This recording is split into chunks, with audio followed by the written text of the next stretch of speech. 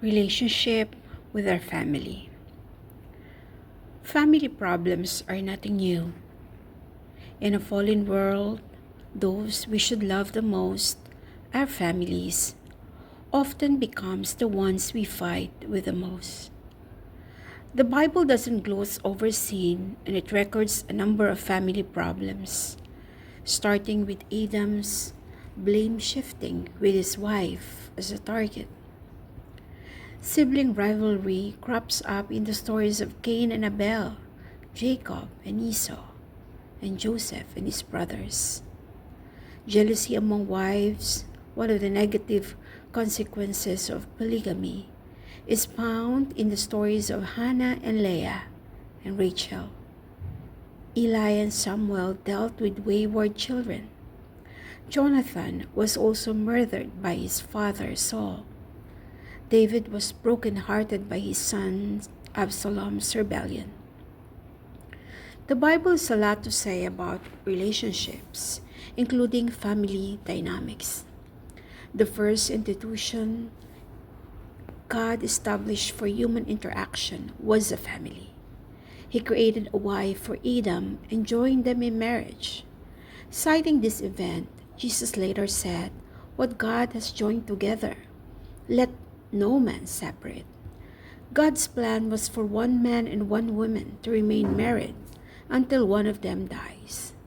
He desires to bless that union with children who are to be raised in the nurture and admonition of the Lord. Most family members emerge when we rebel against God's design.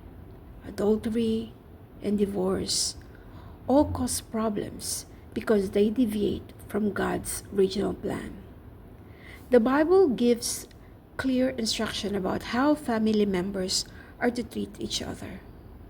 God's plan is that husbands love their wives in the same way that Christ loves his church. Ephesians 5:25. Wives are to respect their husbands and to submit to their leadership in Ephesians 5:22-24. Children are to obey their parents in Ephesians 6:1-4. How many family problems would be solved if husbands, wives, and children simply followed those basic rules?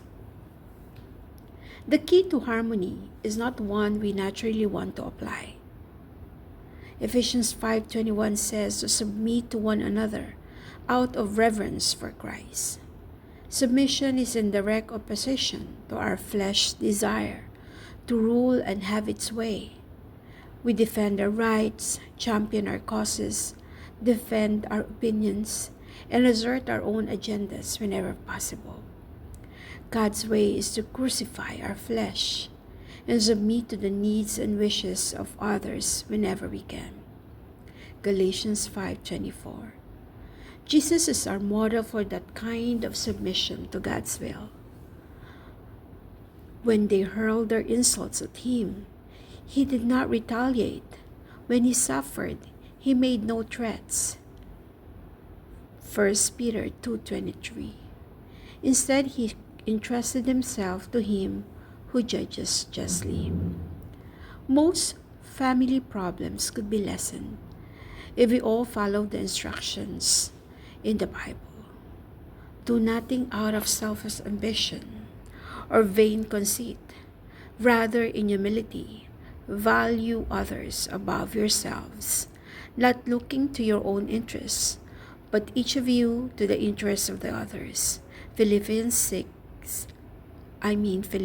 2:3-4. When we adopt the spirit of humility and treat each other as Jesus would treat them, we can resolve many of our family and relationship problems. Hope you learned something from this. Thank you.